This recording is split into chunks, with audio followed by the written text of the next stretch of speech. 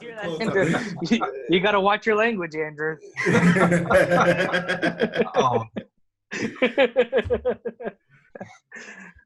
We're going to go through the icebreaker questions, convo. I'm just going to have fun, man. So I noticed there's a question down here that says, how did you get into the industry? So normally when people would say, like, tell me about yourself, that's kind of where I would go into my backstory. Mhm. But do you want us to hold that until we get to that part of the podcast? And do you want me just to go ahead and get started right there at the beginning? Or just a brief introduction? Just a brief introduction, like a 30-second, 60-second thing about you, what you do. I'm just going to have a fluid conversation. Just be natural. You know, if you start going into your backstory, we're just going to sit here and listen.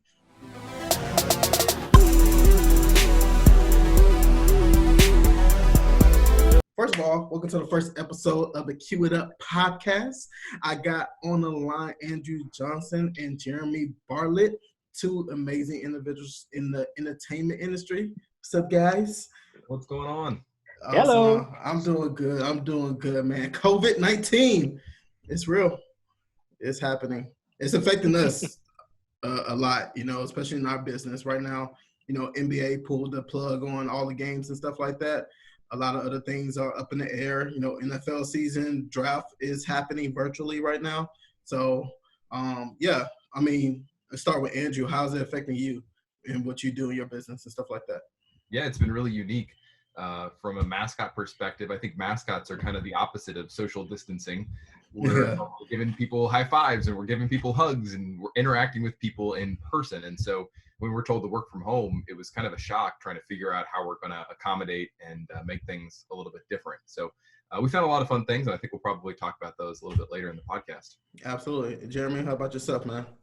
Well, I'm on complete lockdown as far as business is shut down, since everything that we do, every service we provide is in large gatherings. And since large gatherings are not allowed, we are not doing anything. I'd like to say that we're being super productive and, you know, putting out a lot of content, but that ain't happening because, can't put anything out whenever everything that we provide is closed.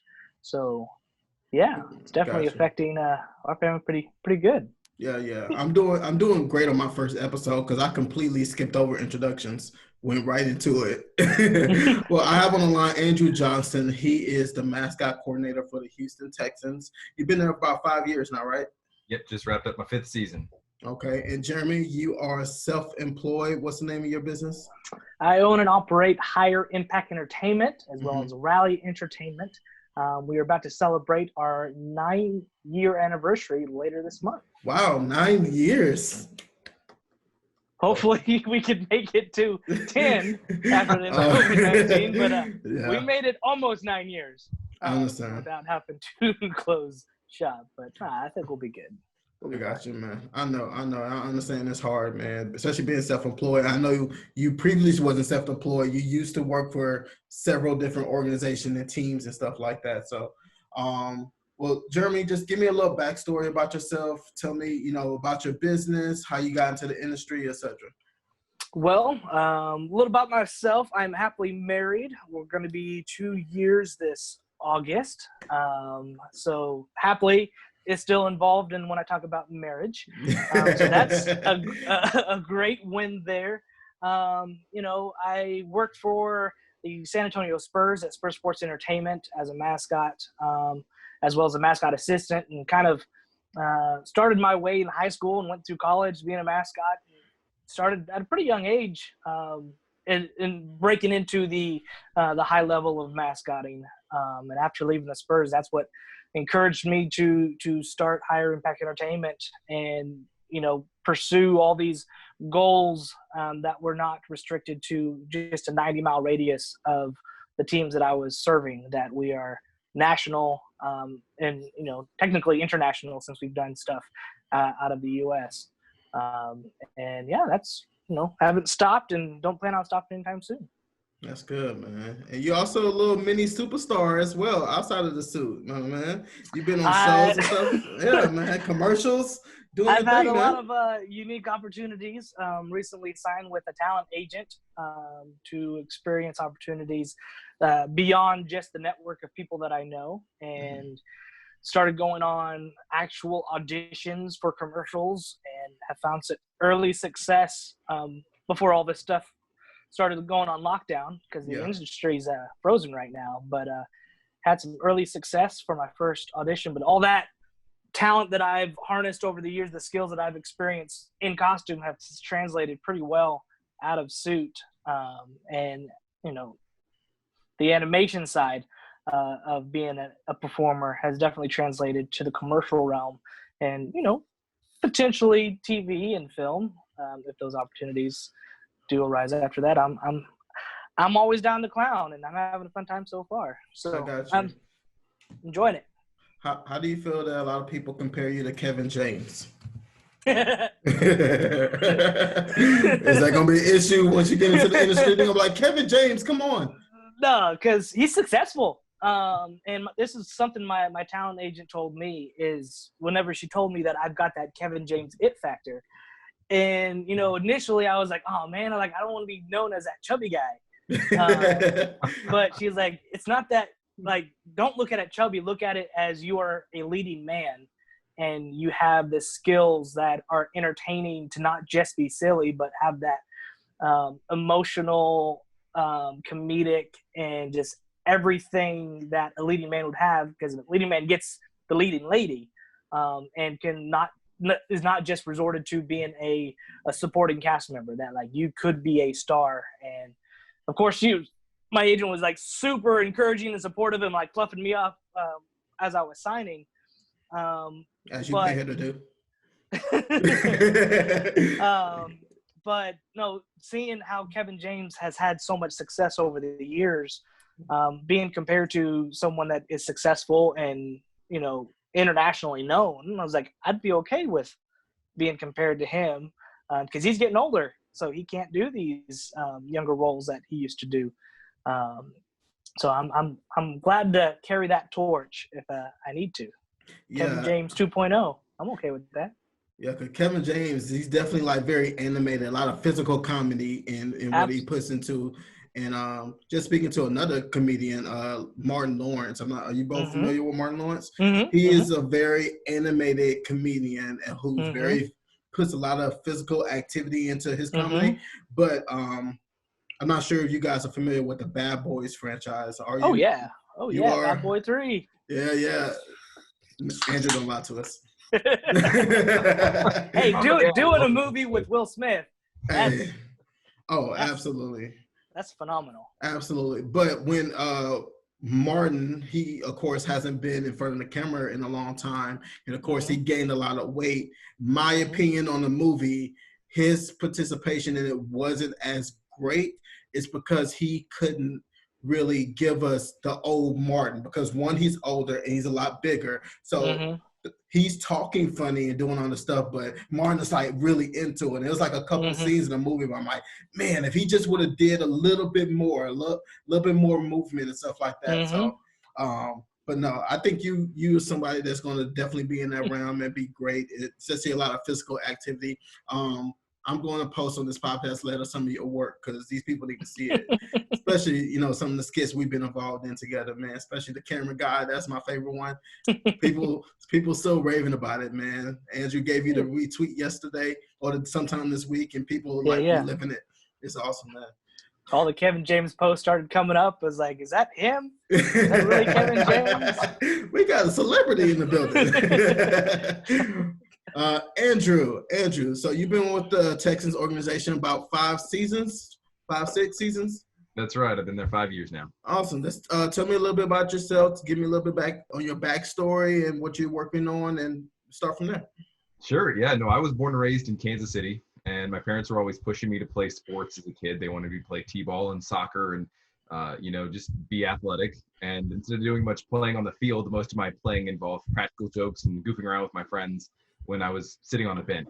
So I never would have imagined that my time, playing all these sports would basically sitting on the bench would lead to a job in the National Football League. So flash forward a couple of years, I'm in the 5th grade. And like I said, I was born and raised in Kansas City. So the mascot for the Chiefs came to my elementary school, and he's got a really unique assembly program where He runs in with his costume on. He's got these big googly eyes and these big round hips, and he's entertaining all the kids.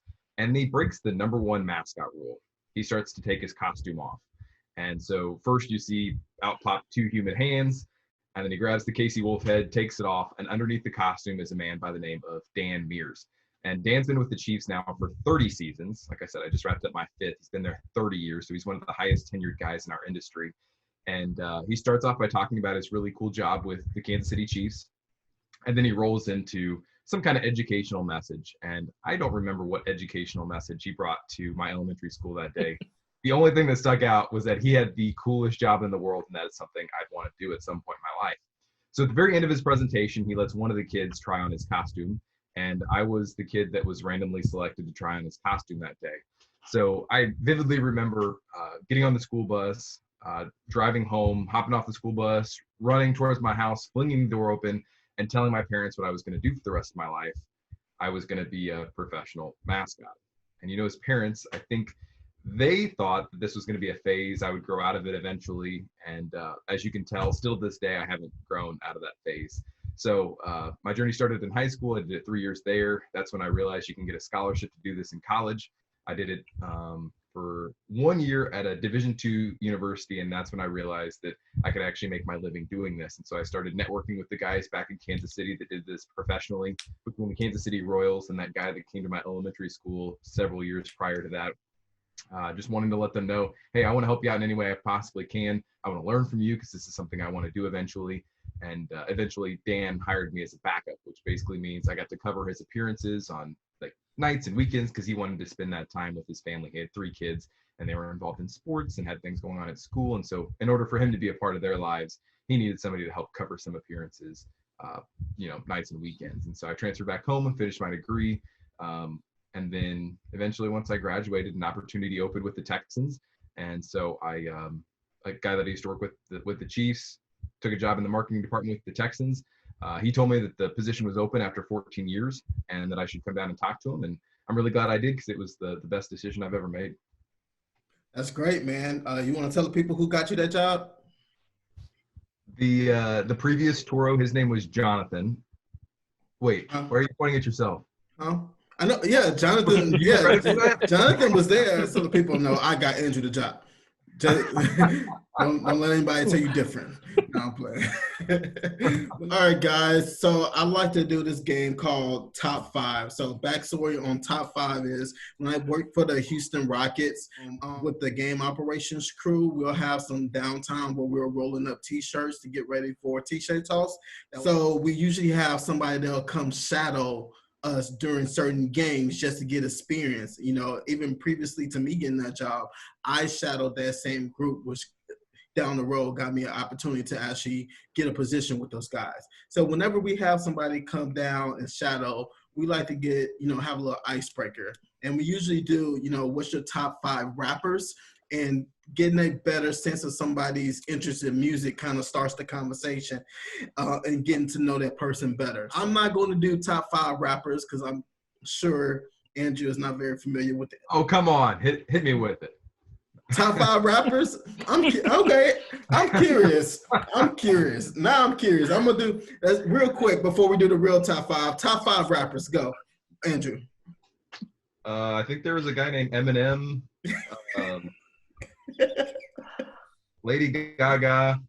Rappers? Lady Gaga's a rapper. Kansas City, right? Tech 9. Tech 9? Yeah. Okay. Come on, Jeremy, help me with this. It's a guy named Eminem. You only knew Lady Gaga because you went to the Super Bowl when she performed for halftime. That's the only reason you know who she was. Right. Jeremy, you got top 5 rappers? Any rappers? Well, top 5 clap. What's I'm drawing blank on the name, but he rapped so fast. Busta Rhymes. There we go. Busta Rhymes. Okay. Busta Rhymes. That's a solid. Eminem.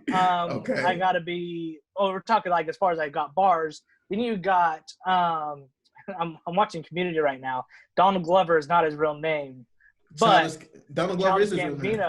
Yeah, but is artist name. Gambino, yes. Childish Gambino. That guy is just ridiculously talented on so many different levels. Oh yeah. And then as far as other rappers, Shia LaBeouf. Hey, you joke, but have you seen him? I actually saw his bars on the Sway in the Morning show. It was fire. He was fire. He put in work. But actors, that's all the improv stuff goes. So was it the Punisher? He said the guy that plays the Punisher has ridiculous bars as well. Oh yeah, the guy that was on the Punisher during the Daredevil on Netflix. Yeah. Okay. The Netflix Punisher. But of course, I got to throw Kanye up there Okay. because he is a rapper, but his stuff is so versatile. And then my last one, I would have to say Lecrae. Okay, that's solid. Andrew actually went to a Lecrae concert, so I'm actually that should have been first on your list. You actually went to the show. Yeah, I listen to his music on a daily basis. I can't believe I forgot. All right. So Jeremy, you're cool. You got 5 stars. Andrew, you need to work on that. Lady Gaga. My God. But I was curious on you guys' top 5 performers. And what I mean performers is mascots, magicians, hosts, actors, actresses, magicians, comedians, etc. Everybody under the entertainment realm. So top 5 performers. Andrew, I'll let you go first. It would be hard for me to include mascots and my other favorite performers all in one list. So I'll give you my top 5 favorite mascots, and then I'll give you a couple of my favorite performers too. Okay. So when it comes to the mascot world, I think a good mascot is well-rounded. So a good performer is good as an entertainer, but also understands the business side of kind of creating and scoping an overall program. So these aren't in necessarily an order, but I think Dan Mears, I talked about him a little bit earlier. The Chiefs mascot's awesome. Trey Mock with the Indianapolis Colts has done a really good job. I think Orbit with the Houston Astros is a crazy talented performer. The artist previously known as Blooper with the Atlanta Braves, very talented. And then I love the Philly Fanatic, gritty stuff from the Orlando Magic, Benny the Bull from the Chicago Bulls, and obviously the San Antonio Spurs. I love the Coyote too. A little nod to Jeremy there and his experience. Nice. All right. What was the other ones that's outside of mascotting? Yeah, so you might see a little bit of a trend here. Some of my favorite performers. Number 1, Steve Carell. I love him in The Office, the entire cast of The Office. I feel like he has a very wide range of different things that he can do as the different characters he's played. So I've seen him as obviously a very comedic character on The Office, but you've also seen him in some very serious roles. So I think he's pretty dynamic. Mm-hmm. I love Stephen Colbert, late night host. I just love the way that he's able to deliver his monologue and the way that he delivers punchlines. Steve Harvey, if you're starting to catch on to the trend here. Yeah. Steve Harvey, I don't even know how to describe him as a performer. He's just hilarious. And then I'll wrap it up with Kevin Hart. I love Kevin Hart. I thought you were going to say Steve Urkel. I was like, you got to keep it going. I was thinking Steve from Blue's Clues. Yes. All right, Jeremy, what about you? Top 5 performers. So I'm going to give you my number 1s for each category. Okay. So because there's just way too many performers to go off of. So I'm giving you my number 1s. So for my top mascot currently in sports, and this is no offense to Andrew or any other people that I do know, but I'm speaking solely on creative content, their costume, their character, and just how I am just constantly just blown away of going, that is just ridiculous. I would have to go with Orbit and the Orbit mascot team for their games and their entertainment they provide, as well as the next one, magician. My number 1 magician is David Blaine. Okay. My number 1 host is James Corden. Of course. Besides he's like that chubby best friend that like you want to hang out with all the time, as well as he's just so wickedly talented. I combined on the musician and actor. I actually combined that to be Justin Timberlake, just because he's been so consistent, as well as a musician, being able, being that triple threat as a comedian, actor, musician. He can do it all. And for my top comedian of all time, it has to go to Robin Williams. Oh, wow. Solid. Yeah. That's my top 5 choice of all times. I guess just with that, saying Robin Williams, just being a creative individual and always having to be on at some point in time, in that space of always being, the light is always shining on you. You feel like you always have to perform. Does it drain you mentally? Yeah. And, watching his documentary of just, and I'm sure a lot of us entertainers are feeling the same way, of we're not getting that love, and we're not releasing these chemicals in our body that we get from the cheers and the hugs and the high fives during this time, and how he would, he basically sunk into depression multiple times throughout his career, because when he wasn't out on top, you're pretty much at bottom. And a lot of people not knowing when people are struggling, because, we do wear a mask as our profession, but we're sometimes pretty good at hiding how we're really feeling, because people look to us as the escape, of like, hey, entertain me, like help me escape from what I'm dealing with. So yeah, definitely there's a lot of pressure to be on, to provide that entertainment, being seen as, hey, this guy's always in a great mood, he's always happy, but really their life could be crumbling all around us, like right now. Yeah. But it definitely, with Robin Williams, definitely, I relate to him, and that always having to be on, and that always yearning to provide the best experience any time that he was out, like, because that's what he did, is he connected and tried to make everybody laugh all the time. Are you ready for that transition from going, I guess 100% in the mask to now splitting your time between in the mask and now Jeremy as the performer? Well, I would say I've really transitioned more about 7 years ago. Okay. When I started Higher Impact, that I was in costume when I started Higher Impact programs, doing educational programs. And then it came to the point of, like, I had to be the speaker and I had to hire a mascot performer, and the skills that I had garnered being in costume translated so well out of costume to where you can see my face, and I had that same energy as I had in costume. That is what's even pushed me towards pursuing acting, is because I've got that experience of performing as myself in front of a large audience and having the confidence. But to be honest with you, like, all these other like skits that I've done out of costume as myself, I have been scared out of my mind leading up to it. And I don't know if it's because I'm just really good at faking my fake face, like my scared face. Like I've got those butterflies in my stomach, and that the nervousness of going, I hope I don't jack this up, because I don't want my friend to get fired, and I don't want to like do something inappropriate to where the team is, in the news for, can you believe what this guy did? Like, he just ripped off his pants in front of everybody. like, not thinking I would ever do that, but in those moments I have a plan of what exactly I'm going to do, and it never goes exactly how I plan. It ends up becoming better.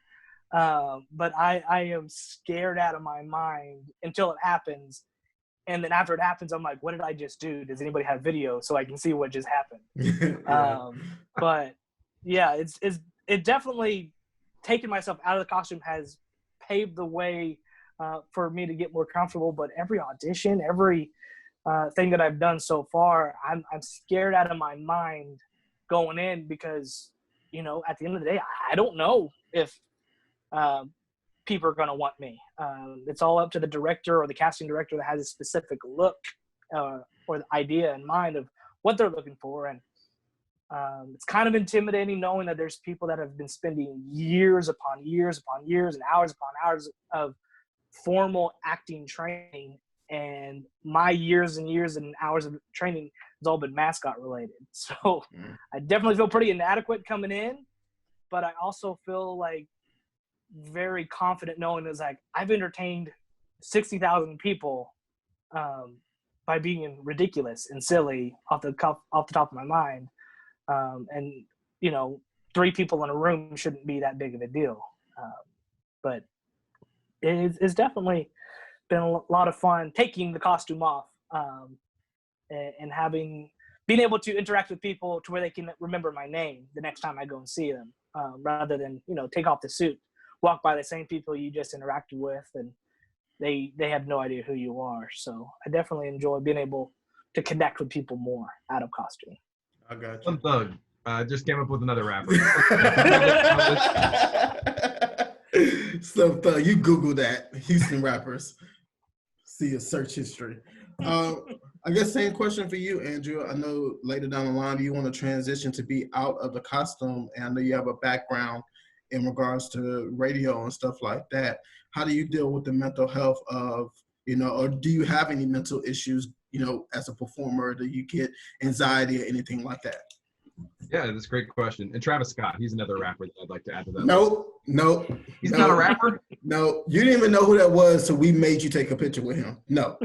He came to a Texans game. He's a big he goes to the That's the only reason you knew who he was. Add him to my list. He's one of my top 5. Go ahead. No, but I was a little distracted thinking of rappers while you're asking your question, but I'm going to do my answer. Can you rephrase the question one more time? Do you deal with any mental health issues as a performer, and especially as you're going to later down the road transition to out of the costume? Yeah, I mean, I think a lot of people, they don't think that you get nervous when you're in costume because it's not your face out there. When you think about like a musician, a rapper like Travis Scott going out and doing a concert, his face is out there. People know that's Travis Scott and that's his reputation on the line. Whereas for me, if I go out there and I do a skit and it completely fails, people aren't going to be harassing Andrew on social media. They might give Twirl a hard time, but at the end of the day, it's not my reputation on the line because it's not my face being seen. But there are a lot of people that know that that's me. And at the end of the day, this is my resume. This is my ability to go out there and show what I'm able to do. And so that is my reputation. So I get very nervous before we go out there for any kind of skit or activity, regardless of whether people can see my face or not. I definitely get those butterflies in my stomach before I go out there during a Texans game. So, but yeah, I mean, trying to prepare for life after the Texans. I think we all have a lot of goals. I've got this big entrepreneur spirit inside of me. And so I have a ton of respect for people like Jeremy that go out and do this on their own and find a way to be their own boss. I have a lot of respect for him. And so eventually someday I'd love to be in a similar role, own my own company. And what that looks like, I'm not really sure. Whether that's a venue owner or own a production company, multimedia, I don't know. I don't know what that looks like, but I guess that's kind of my goal for the days that I no longer want to wear a costume. As we're dealing with COVID-19, why is entertainment so important to people right now? With people being locked down and, you know, a similar situation that I'm in, not being able to afford anything beyond the extra stuff, we're resorted to what can we do that doesn't cost anything that we can do at home. And right now, a lot of that stuff is internet-based streaming things that being out to go purchase things, you like it's even hard to find stuff as far as groceries go, let alone the stores that you would normally get a project. And I don't know if like Home Depot or Lowe's or any of those places, like craft places, are operating at these times. That entertainment is used as an escape for people that are dealing with, you know, the 9-to-5 grind or, you know, overworking. And so that's where we as entertainers provide that moment for people to escape and, be able to enjoy and have some fun and forget about all the problems that they're having. And this current situation, the pile of problems are a lot larger for a lot of people during this time of being unemployed, and not even just being unemployed, but like people that want to work that can't work because their businesses are shut down or not allowed to operate.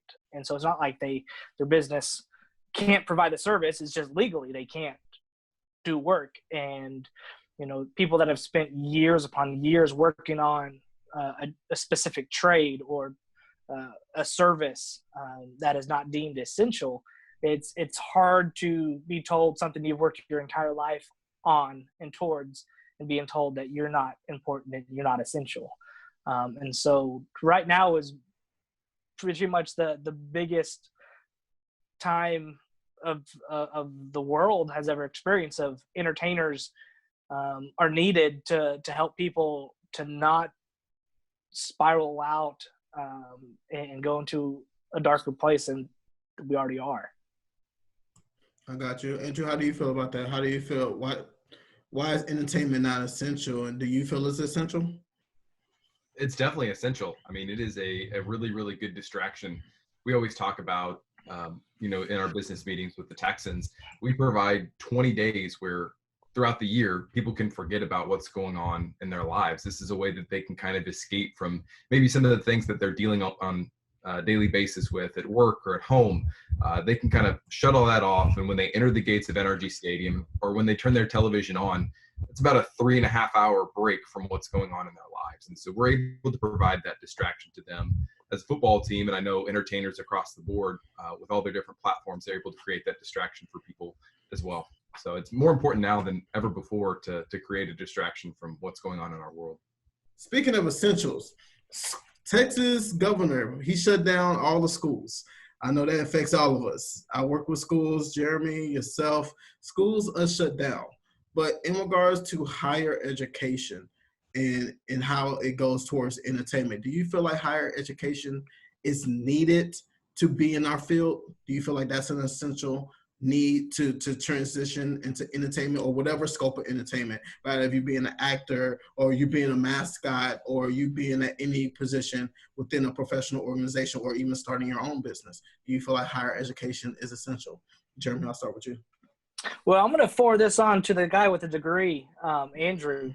And just because I'm going to let him come from a degree-based area, and I'm going to come to a non-educated answer. Okay. Since I did not complete college. So I'm going to let Andrew handle this curveball first. Okay. I mean, I think everybody's journey is so different to get to where they are. Obviously, we just heard from Jeremy, and he's been very, very successful on his end. I did go, obviously, to college, got my degree in business, but there's a lot of other guys throughout the industry that have got their degrees in a variety of different things. We have guys that have theater degrees, it's just all across the board. So for me, I think the business degree was helpful because with anything you do, you're really building a business. I mean, my job at the end of the day is to build the Toro program. And so that's, from an entertainer standpoint, that's what people see 10 times out of the year whenever Toro is out in the community. But when I'm in the office, we're trying to build something that's generating value for our organization. There's a lot of revenue generating aspects of my job that I'm in charge of. And that's where my business background has come in to really play and be really helpful. So I do think that it can help you from a business standpoint or theater standpoint, or whatever you decided to get your degree in. I do think it can be beneficial. Okay. All right, Jeremy. And for the people that don't do the go the college route, I did not complete college. I went to college for 1 year, but I will always say a degree is vitally important to everyone's life. And I would like to one day, finish that out, just because it's something that I should do. But just to give an example, like just during this whole COVID-19, you always got to have a backup plan, and a degree is the perfect backup plan.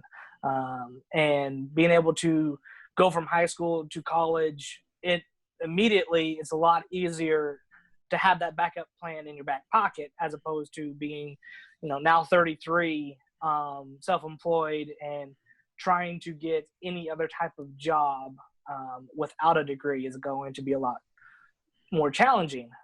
Because when this all started going down, I started looking at the writing on the wall and going, whoo, if school's shut down for the rest of the year, it's going to be pretty tough.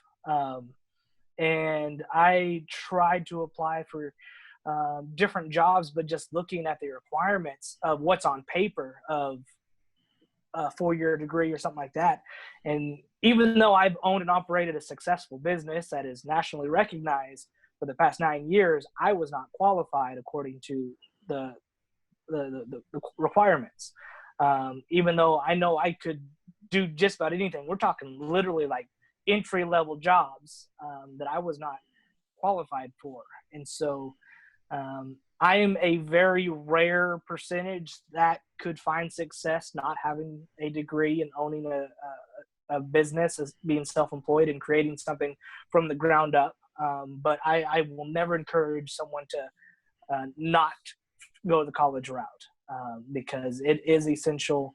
And even though, like, my whole point of going to college was to be a mascot. Like, that was the closest college to my house that had a mascot program. And that's the only reason I selected it. And that opened doors. And I'm just really blessed that it was like the perfect, all the planets aligned, red moon on a Friday the 13th kind of thing. Like, it was just too perfect that stuff does not happen very often. Lightning doesn't strike more than once. And so for anybody that is considering, oh, should I just pursue this instead of going to college? Like, you'll get the training that you need, that you do have a solid backup plan. And then, there's nothing wrong with starting something while in college and building your network through these college classes and professors and just people you meet on campus. But college degree is super essential in any type of entertainment business because people want to know what experience do you have, as well as, at the end of the day, they're looking at your paper, and do you have that piece of paper saying that you committed yourself to learn this craft, this field that you're interested in. Yeah, I agree with both of you. Of course, I have my degree. And just a quick story, one of my bosses in the past did not have a degree, and that person, was pretty much right place, right time type of situation. They've been with the organization for over a decade now. But the downturn of her that person not having a degree, that person, gets passed over on, promotional opportunities and stuff like that. So I feel like, you put a lot of time and work into an organization, I feel like you should be at a certain level in regards to job title. But that person absolutely loves what they do. Anybody would kill to have that person's job. They're completely happy.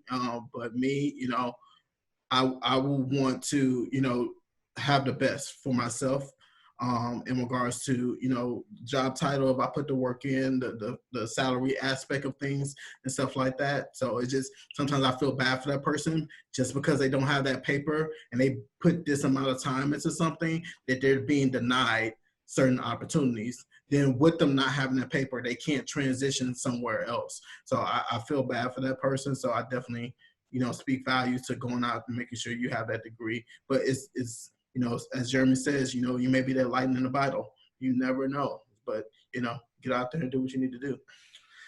Speaking of entrepreneurship, man, can you just walk me through on, your thought process into starting your own business and how you, got it to where it needs to be internationally known now?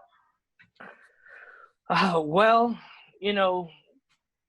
it happened after a transition, after I left the Spurs, of going, what do I do next? And while I was working with the Spurs, I created these educational programs, which was literally my favorite part of the whole job, was going to these elementary schools. And, I did enjoy the games, but, the best part is going to an elementary school where you feel like a rock star. But not only that, I was creating these programs that wasn't just entertaining, that they were inspiring and educational and reaching kids in a way that I wish I could have been reached at that age. Because I don't know if you're like me, I can't remember any motivational speakers that went to my school growing up, other than maybe like a basketball guy, but I can't remember his name. And he spun multiple basketball balls on a pin or some device, but that's all I get. But you see that once, it's kind of like one and done. And so falling in love with these educational programs, that was something that I wanted to do. And we got to the point that my character was being requested more than the Spurs character. It was the mascot for the minor league hockey team. And I created these programs that were educational, had a theme, had a topic that was relevant to the needs of the school. But the Spurs mascot only had a entertaining show that was not really message-based or topic-based. It was more of just, here's 30 minutes of the coyote doing silly things. And so once I created these programs, the success of that garnered more demand for that character than the NBA's mascot for the Spurs, that we were breaking outside of our 90-mile radius that we only served, because schools were like, we want this anti-drug program, but there's nothing in the state that covers this as good as y'all's program looks on video. And so after that, I was like, I want to keep doing what I was doing, but I don't want to be told to stop or we need to sell tickets, because that's what sports, a lot of sports teams are more focused on getting people at the game and getting things sold. And it's like, I want to serve schools with these programs. And really, it was 9 years ago yesterday, to be exact, that I went to South Padre with my brother and a couple of my friends. And we literally just spent the weekend praying and talking about, like, what's my next step? What should I do? And everything I could come up with not starting a business, they would debunk and say, well, we can create your website. Well, we've got speakers, and call your mascot company, see how much they would charge for costumes. So every roadblock I tried to put up, they would knock down and say, it's like, you've got everything you need to do this. So what's stopping you? And so once I got out of my way, because I was the only one standing in my way of doing it, I just started contacting people in my network and started having support and just never gave up. I did take a lot of risks, because being an entrepreneur is about taking risks. And some of them worked, some of them did not. And the ones that kept working, I kept doing, and really just never stopped.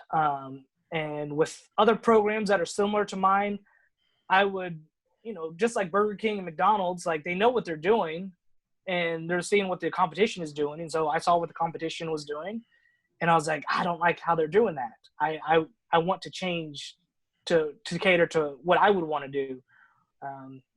And just really just stuck with that of going, what is the competition doing? How are they doing it? And how can I do it better?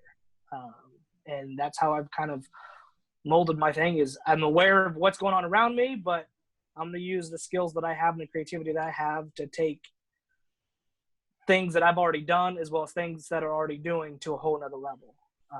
And really after that, I've just been very lucky, receiving phone calls from NBC and National Geographic to cover things, and being willing to say yes, because sometimes that's all you need to do is saying, oh yeah, you want to talk about something in some blog or some newspaper article? Yeah, I'll give you advice. So, like, I don't know why you're contacting me. It's really just being at the right place at the right time and answering my phone for a lot of these opportunities, to be honest. Nice. Speaking on taking on new opportunities, Mr. Andrew, you're not originally from Texas, my friend. You're from Kansas City. At one point, you did not want to get into mascotting. You pivoted to a different career. Can you tell us about that and, what made you pivot back into mascotting? Yeah, I mean, I always kind of had that dream that was inspired in the 5th grade. But when I was in high school, I listened to a radio station. It was called 1030 The Light, a little AM radio station, and they played Christian rock and hip hop. Hence why I know so much about it. But what I loved about 1030 The Light was they were playing rock and hip hop. This was music that I enjoyed. This is music that a lot of kids at my school would enjoy, but it had a really good message. When you would turn on the radio and you'd hear top 40 music, the story behind the song and the language that they're using, it wasn't glorifying God. And that's one of the things I loved about 1030 The Light was the music was something I would normally listen to, but it just had a really good message. And so I started listening to the station and started developing relationships with the people who were on air. And I'm like, this is something that could be a lot of fun too. And so I kind of had that little inspiration of like broadcasting. That could be a lot of fun. So I started getting to know, like I said, the on-air talent. And so I'd go in and I'd become a guest DJ. And so maybe once every couple of months, I'd go in and I'd be sitting there on the mic and getting to help introduce the songs. And eventually that led to a music news segment. So every week I would produce a 2-minute long music news segment that I would talk about the new artists that are coming out with the new albums, or if an artist had a baby or whatever. I could talk about what was going on in the world of Christian rock and hip hop. And so that was going really well all throughout high school. And then I don't think that they were making much money. And so they had to change their format. And so they went from Christian rock and hip hop to hymns and Southern gospel. And I wasn't as interested in delivering music news when they changed their format to hymns and Southern gospel. And so I created my own online radio station, which today I don't think would be that exciting or admirable. But back then there really weren't as many streaming platforms as there are today. And so I had my best friend at the time. He was really good at technology, so he created a website. He found the platform that we were able to use to stream all the music and set it all up. And so we did that for several years. We were going out to different concerts and promoting our radio station, and hopped on social media, and we're doing all sorts of really fun things to promote the station. When I started college, I was a broadcasting major, did it all throughout high school, and just had a really strong interest in that. And then ended up pivoting and going the mascot route when some really cool opportunities were presented to me. So it's been interesting. I mean, being in this entertainment industry, I knew if I wanted to be a mascot full time, I wasn't going to be able to do that in Kansas City because there's only 2 full-time positions available. You've got the Kansas City Chiefs. He's been there 30 years, and I don't think he's going anywhere anytime soon. And then the gentleman who's with the Royals has been there for, I think, 10 plus years. And there's been very little turnover in that position as well. So I think you just have to kind of be open to being able to pivot, and not only from a career standpoint, but from a location standpoint. If you want to do what you want to do, you might have to move outside the comfort of where you live to a new area. So I moved from Kansas City. I lived in Dallas for a year, and then I've been in Houston for 5 years. And like I said, I love it here, and I'm glad I made the move. Yeah, Texas gave you your wife, your beautiful wife, Jennifer. That's right. I never would have met Jennifer if it hadn't been for taking this job here with the Texans. So. All right. Important question. Who got the better barbecue, Texas or Kansas City? I'm not going to make a decision on who has the better barbecue because I really do like both. And there's a unique quality to each form of barbecue. Here in Texas, it's all about creating the flavor in the meat. So, they'll soak it in marinades and all that kind of stuff. So the flavor's in the meat. Whereas the artistry in Kansas City is in the sauce. So you're trying to create the flavor, and then you just douse your meat in barbecue sauce. And that's kind of how Kansas City barbecue is. So I like them both. I'm not going to alienate one of my homes here.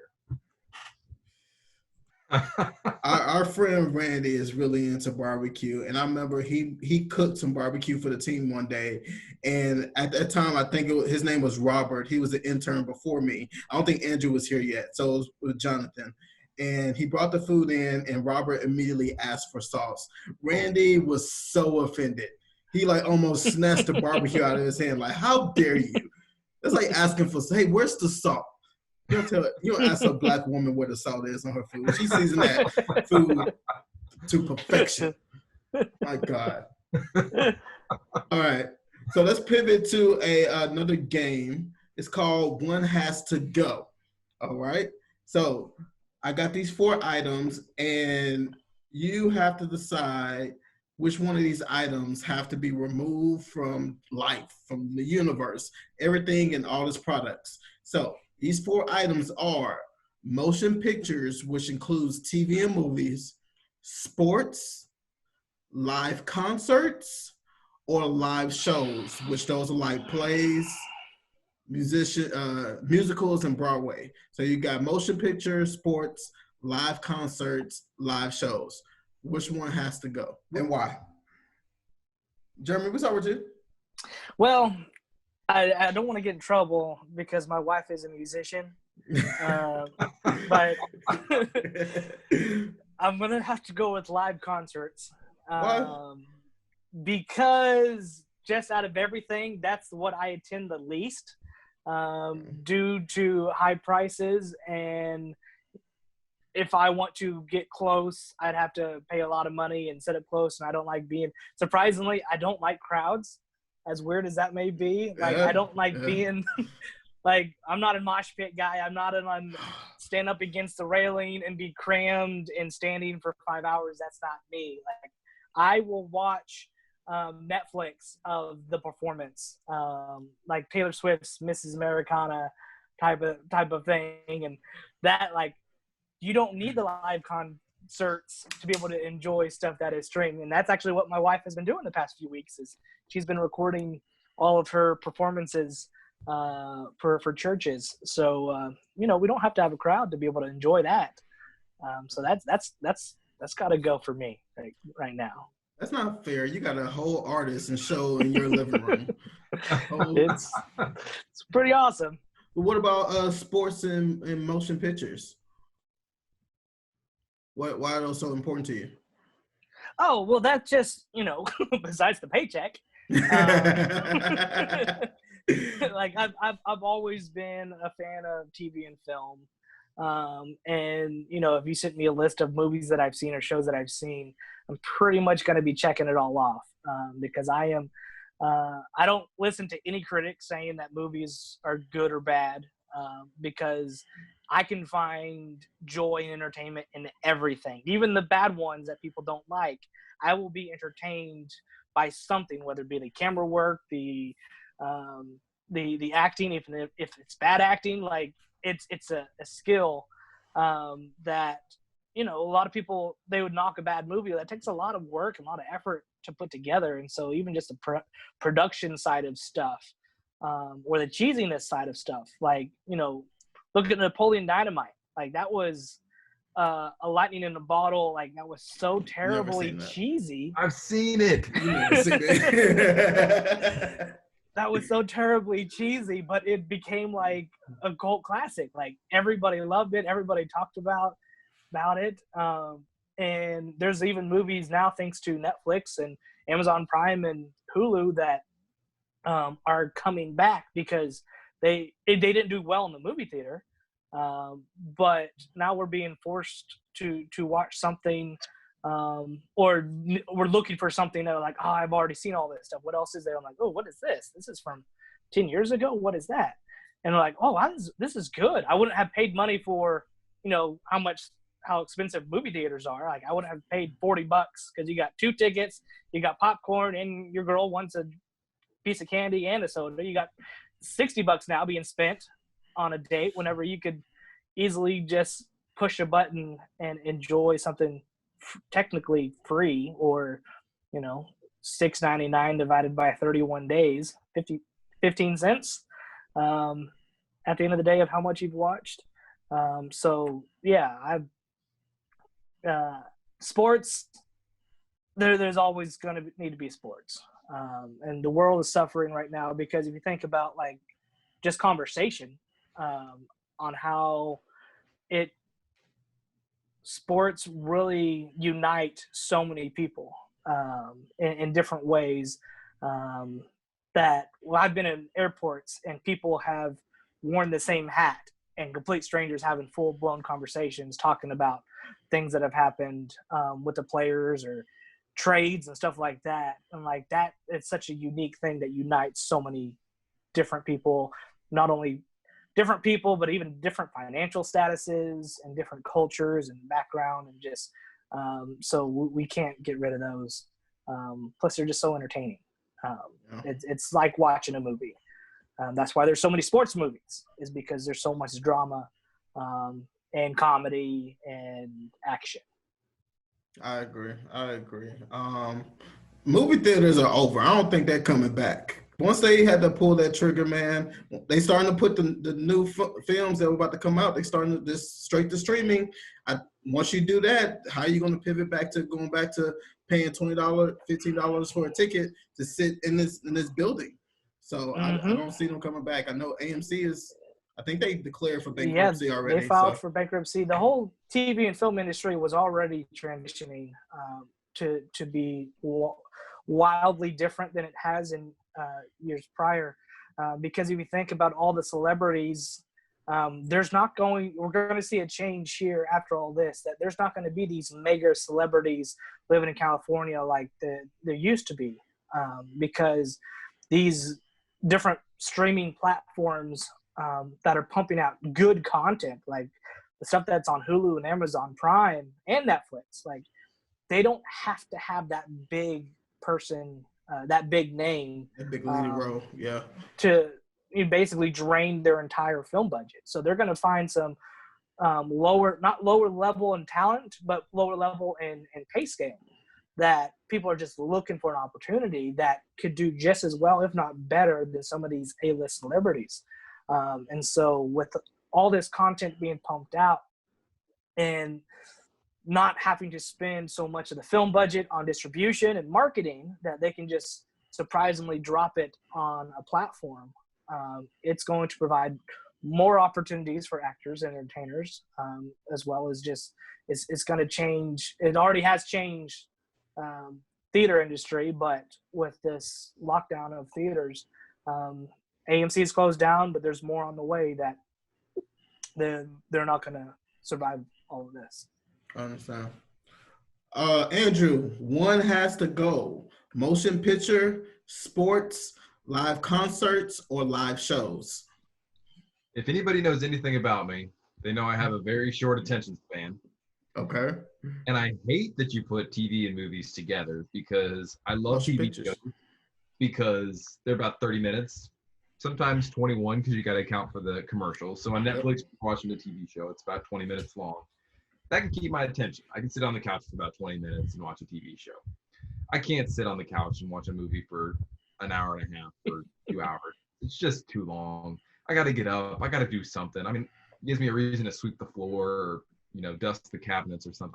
I can't sit there for that long. Okay. I can't get rid of the motion picture just because I love my TV shows. The Office, there's nothing better than just sitting there and binge watching The Office.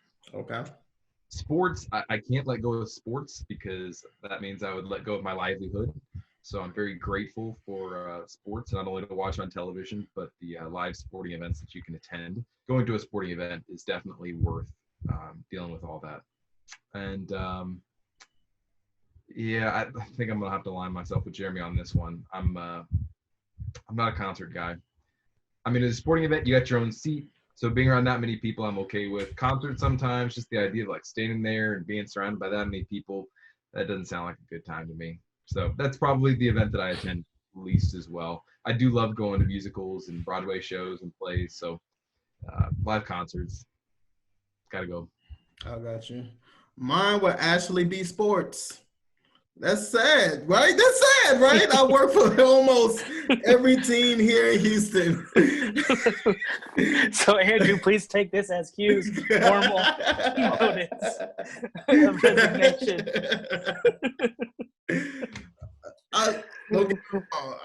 Sports did not really have a big part of my life. It like certain moments, like me and my grandmother, Houston Rockets game. Every time a Houston Rockets game would come on, she would watch it on TV, then she would turn on the radio to listen to the announcers because she didn't like the announcers that would talk on TV.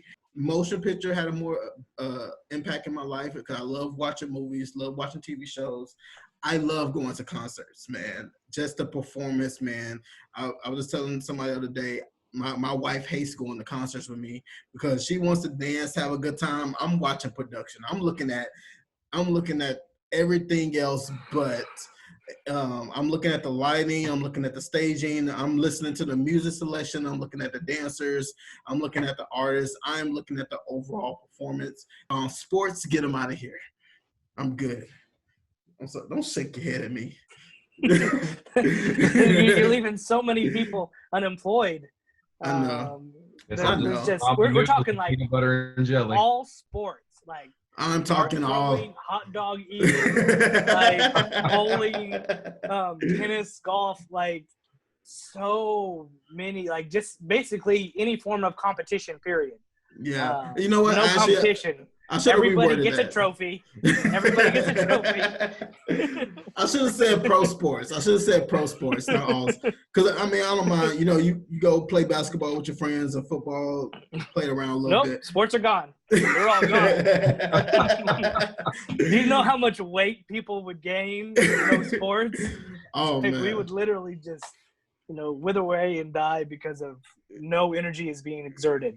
Oh man! I've gained so much weight during this COVID thing. My wife has been cooking 6 times a day. 6 times a day. First week I woke up to breakfast, bacon, sausages, pancakes, waffles, eggs. I'm like, oh, okay. I shouldn't, but I'm going to. Seconds? Oh yeah, I'll take seconds. Oh yeah, let me go ahead. We can't make this food can't go to waste, man. I gotta go ahead and get all this going.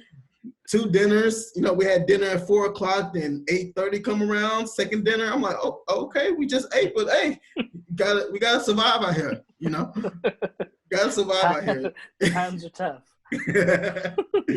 Oh man. So you guys are stuck in the house. Could you name me 3 public figures you would want to be stuck in the house with? I'll go first. Yeah. First person I'm going to have and invite over to be stuck with me is Steve Martin. Oh, solid. Just because great conversation, as well as he's very musically talented and just, he's kind of that all-around funny guy that was like so much experience and wisdom. I'm like, that'd just be a lot of fun to hang out with him and talk about even like his good old days of Saturday Night Live and all the classics. Like, I just feel like he's just got never-ending stories that I haven't heard before. Next, I would have Jimmy Fallon. Solid. Because he's hilarious, talented, and, I think he'd be a good friend to have to help be competitive with and, overcome this craziness, as well as my third one. Just because I'm smart, I'm going to have professional chef Emeril Lagasse. Just because we're locked down, we're going to eat good. And he can't be doing he could do his cooking show in my kitchen too. And, me, Jimmy, and Steve will be eating very well during this whole lockdown. So those are my 3. That's a solid pick. All right, Andrew. What do you got, Andrew? When I was originally thinking about this question, I was just thinking about it from an entertainer standpoint and who would be entertaining to stay with. But after hearing Jeremy's response, I feel like I need a chef and a personal trainer. I didn't think about that. I would work out.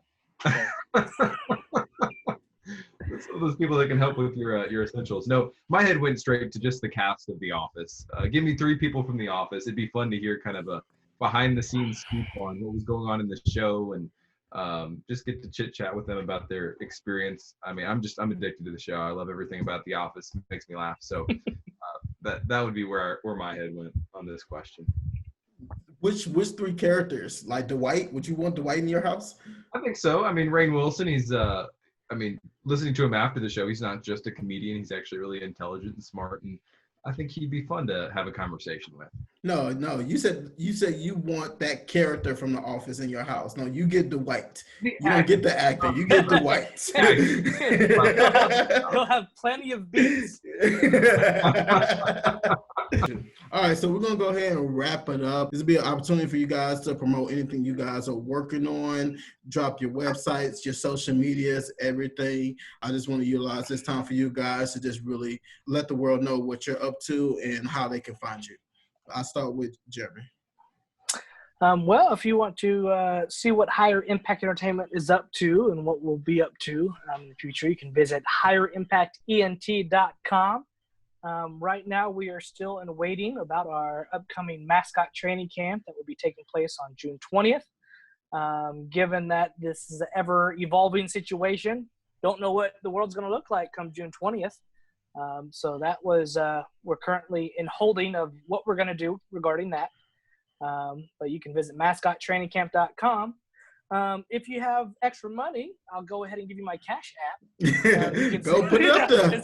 Put it up there. Put it up there. I will post it. I don't mind. Some Cash App's up. I'm just messing. But, if you do have just like $20 burning in your pocket, my Cash App is Jerome Bartlett, Jerome Bartlett. That's all it is, just my name. No, but things are good. I've got some things that are brewing in my mind. So I've got, with entertainers and comedians, it's being funny is really good therapy for the entertainer. And I'm about to have a therapy session and going to be sharing it with the world before long. So stay tuned to that, to my social. You can find me on Instagram at Jerome in real life. And find me on Facebook, Jerome Bartlett. That's how it's spelled. But yeah, stay tuned for some fun things coming up. Gotcha. Andrew, what you got going on? Yeah, no, you can follow everything that Toro's been up to. He's got a website, houstontexans.com/Toro. We're on basically every other social media app, from Facebook to Instagram to Twitter and even TikTok at Texans Toro and the number 1. Feel free to connect with me, Andrew P. Johnson. There's so many Andrew Johnsons, such a common name. Got to use my middle initial to try and set me up. I won't let you guys guess what the P stands for, but Andrew P. Johnson on all other social media outlets. Peter? Piper?